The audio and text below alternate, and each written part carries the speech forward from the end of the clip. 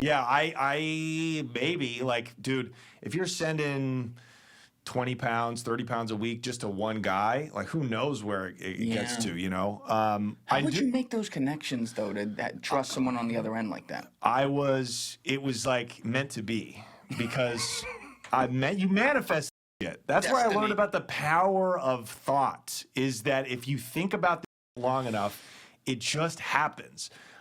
I was my senior year in college. This is such a white boy story. It's actually embarrassing. I was doing study abroad. I was studying because I was failing out of college. And they let you study abroad? Yeah, they just if you pay money, bro, the colleges it's a joke. They're there for your money, dude. I was there to get drug money and they were there to get my tuition money. It's literally state college is a joke. Like if you show up, you're gonna get a B- average, right? But I couldn't even get that. All I was doing was blackout drinking and then selling drugs from the moment I woke up to the moment I went to party. That's all I was doing for 3.5 years. And so I was like, okay, I heard because I was like set to become like a Van Wilder fucking 7-year student, you know? And my buddy was like, no, just go study, in like Argentina or Spain. You get like 2 years worth of credits in 3 months. I was like, oh, bet. So I went to Argentina, and that's where I started speaking Spanish. To this day, I speak. It comes in handy. And I met this kid from Jersey, and he was like one of my best friends, on the trip there. Yeah. And all of his boys were like connected. Their dads used to be part of like the Philly mob, and they're like, now they're like rich kids that also have like amateur fucking Shylocking businesses, right. Amateur sports books. Yeah. You know what I mean? Yeah. This is when you still have sports books, right? It's 2007. We still have those. You still have sports books? Yeah, my cousin Ant the bookie. Of course. Oh, I know Ant. Yeah. So episode 28.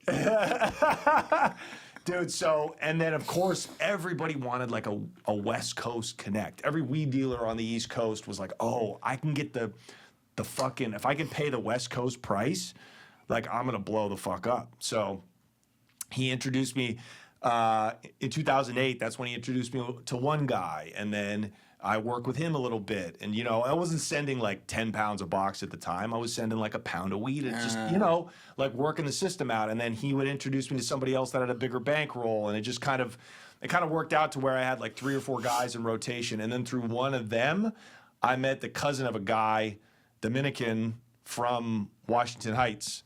Are you getting on a flight to meet these people? I only met them in person once or twice, and fuck it, let's just go. And it was, you had to work the trust out, right? Like I assumed if I sent a couple of pounds at the beginning, I'm like, well, I'm willing to lose these because the money might not come back. That happened to me a few times with people in different markets, but it's a tax write-off. Exactly. So, and it grew rapidly. So I have, at least $50,000 landing in Portland through FedEx every week, at least. So that's a lot of cash, bro. In college?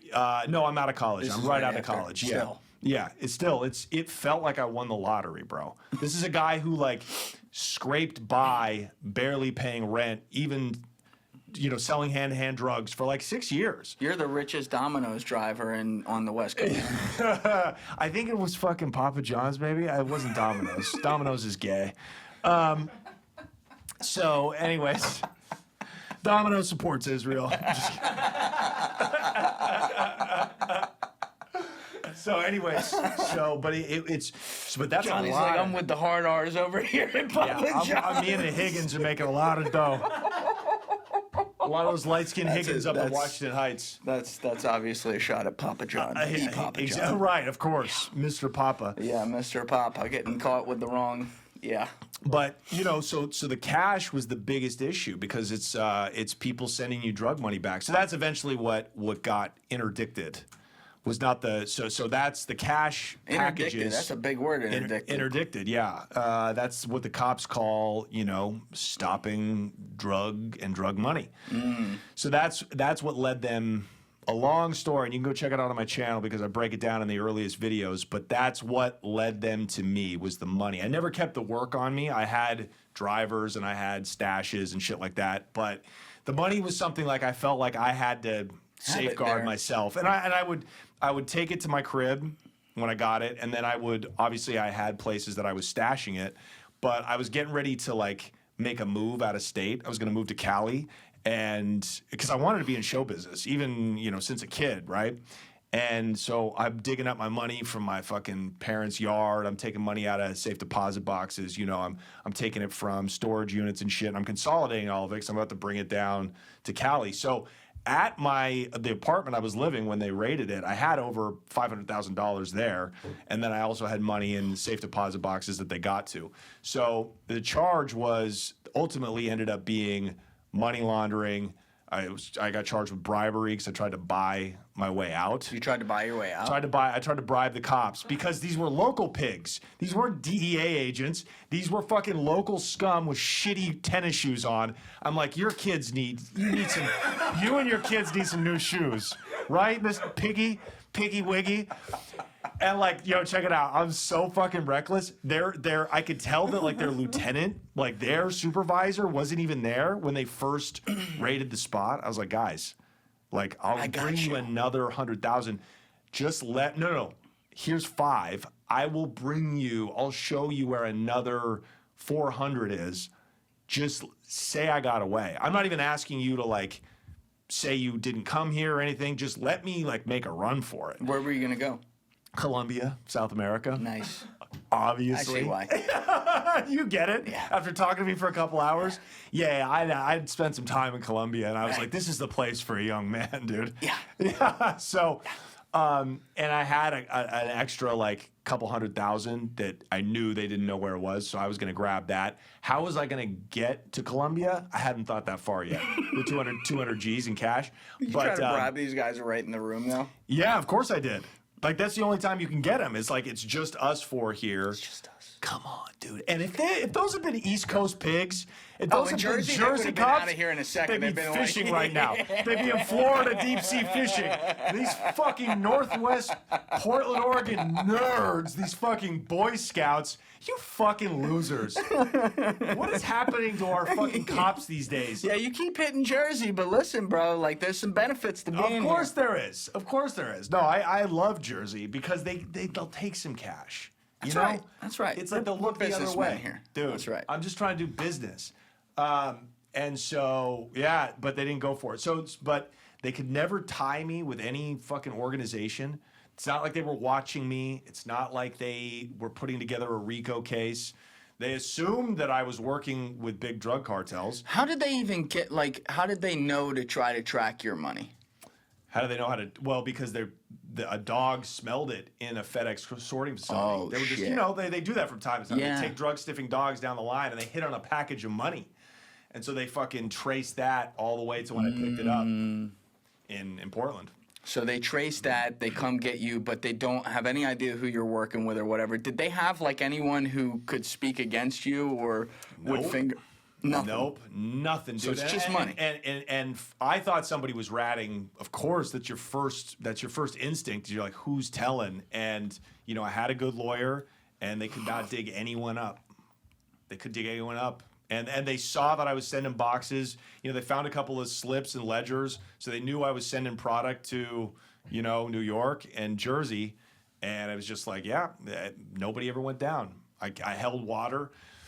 The only people they really wanted, though, they were trying to get everybody, but they were like, who are you picking up your material from? And like, you didn't tell them. We know this is probably not coke. Like, we know. Yeah. They know who they're going after. They know if a white kid is sitting on 7 figures in Portland, Oregon, he's probably selling weed. And so they were like, they wouldn't think coke with that? I mean, they were like, look, who are these people, first of all?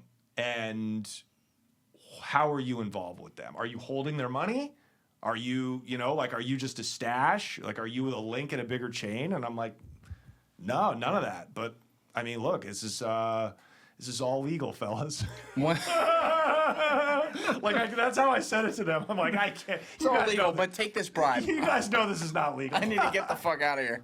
So they take you back down. Now they charge you with bribery. And what was the first one again? Money laundering. Money laundering. But I mean, they charged me. They threw the book at me with drug trafficking because they were trying to get me to crack. And but they didn't have evidence for that. Technically, it's evidence. They have money. They don't have. Yeah, but they have That's enough. That's enough. They have cell phones. Really? They can charge you and indict you. Basically, there's the saying in the feds, they can indict a ham sandwich. Right. So, but they were trying to get me before that point. They were trying to get me to give up. So they'd send I was in the county jail. They send a fucking a DEA guy down. How many years are they saying you're gonna get? Looking at like 5. So that's all they threaten at top end. Yeah, that's why my lawyer was like, okay, just don't. My lawyer was like, we're not. We got this. I'm not gonna have you cooperate. Yeah. Because you got 5 in you. You don't want to tell, but yeah, you got 5 in you, dude. You're fine. You're 6'6". You put on a little muscle, you're fine, dude. So that's who's your lawyer, Saul Goodman. Exactly. He shows up sweating. He's always sweating. Like, oh my god, who the fuck is this guy? He's so sketchy, dude. But he was like, if you go to work for these guys, it's going to be worse than just like doing your time, because you never know, like you could be working for the feds till they say stop. There's no and I learned that through my lawyer, but also like guys have had on the show, like they don't like sign a contract with you, like you will give us 8 years. And I'm like, he's like, dude, we can get you the drug program. We can get say you're a drug addict, so it's like pushing that on like the judge, like my client's he's a drug addict and he's been dealing with addiction issues. So the feds decided to just seize the money and drop the case and give it over to the state. So I only had to do state time. But state's way worse in a lot of cases. In certain cases, it definitely is. You're 24, right? Yep. 24 at the time. So it depends. If you go to a USP, if you're in Lompoc or fucking, Leavenworth, those are bad USPs. Right. I mean, people are murdered every day there. Whereas Coleman is like Coleman's a golf bad one club. too. That's Depends. a bad one? Well, there's a low. There's a Coleman low. Yeah, Coleman right. low. Yes, if you're at a low, knowing what I know now, I'm like, I'd almost rather go to a low than a fucking maximum security state prison for sure, because you're hitting golf balls. But I don't know. I don't know everything about the prison system, but I'm an amateur expert on the subject. Most bad USPs are worse than bad state prisons, because people have so much money in USPs. People have so much money in the feds that they can get you killed. Right. And the people are doing so much time, and there's no parole. There's no parole out of the feds. So you can get clemency from the president. Well, it's 85%, right? Right. You guys are released. Yeah. But even in, I interviewed a guy, Banky Pound. He's got a great channel. He got sentenced to like hundreds of years in prison, but he went for parole at 17 years. And he got out at 30. What did he do? He was murder robbery. They were armed robbing people, and the guy got killed. But it's like, unfortunately, may rest in peace. Yeah. Fuck him. Thanks for the content. Thanks for the clickbait. Hey, maybe that should be like my tagline. You know what I mean? Thanks for the old school radio. Thank you for the clickbait. Thank you guys for checking out this clip. If you haven't already subscribed, please subscribe and hit the like button on this video. It is a huge, huge help. And if you'd like to check out this clip's full podcast episode, that link is in the description below or right here. And finally, you can follow me on Instagram and X by using the links in my description below.